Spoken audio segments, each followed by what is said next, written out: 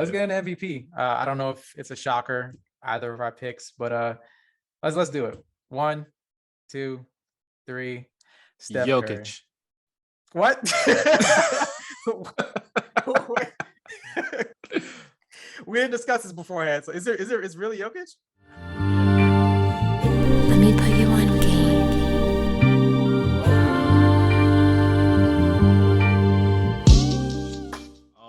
I have him neck and neck with Durant at the moment. But oh wow, Jokic, so no Steph. I mean, Steph is right there, of course. Number 3 would naturally be Steph. And I love the 3-point shooting, and I think Steph is great. Bar none. Yeah, he's right there too. But I look at Jokic's numbers, his efficiency, his 3-point shooting, his rebounding, his defense, his 7.5 assists a game. He controls the game. And what he's doing it with between 3 or 4 of his best players being out and him still putting these numbers up. Unfortunately, the team's not winning as much as you would expect them to, or as they should. And that's probably going to get him kind of knocked off most people's radar as MVP. But the fact that he was able to do it last year, and he's basically putting up the same numbers, which I didn't think he'd be able to, but he's great. And I think the other guys are flashier in some ways, but overall impact, I think Jokic is right there. I think Jokic not being on that team makes them a lottery team, essentially. Makes them worse than the OKC. But him being there at least keeps them competitive in the West. I feel you, bro. He was one of my honorable mentions because I think that he is incredible. He's been incredible. He was incredible last year. I think that people had an argument for Embiid, but I think statistically he had one of the most impressive seasons in NBA history, and he's somehow better than he was last year, which is absolutely insane to think about. Like you touched on earlier, his defense is a lot better. He's actually covering for people's mistakes, and he's not even anywhere near a liability on that end anymore. He's been amazing.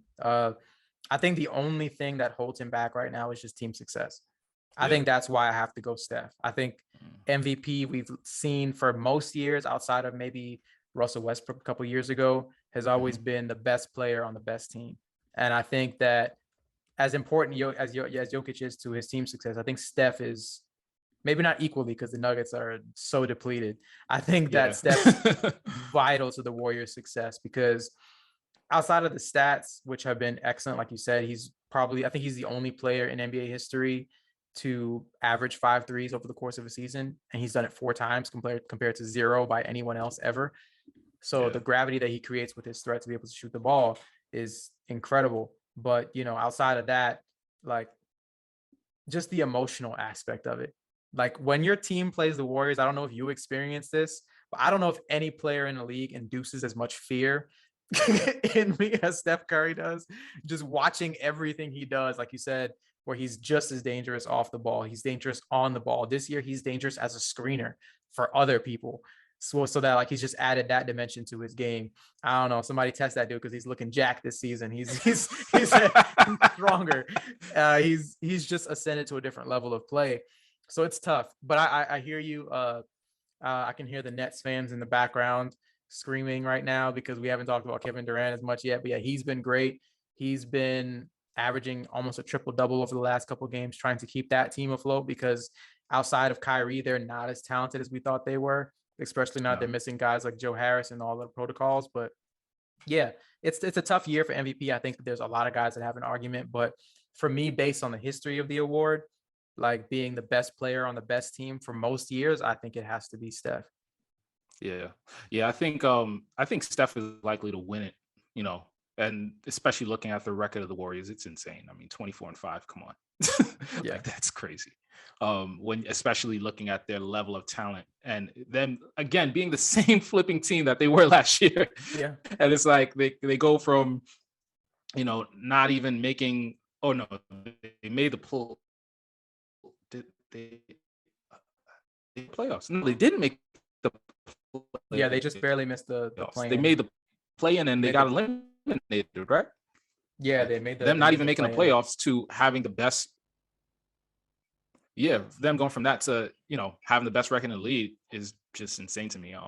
So yeah, I think he's likely to win it, but I'd be remiss if I didn't mention Jokic, The aka the Cookie Joker. Monster, Big Joker. Yeah, man. Yeah, he's great, and he should get more love. But yeah, For sure.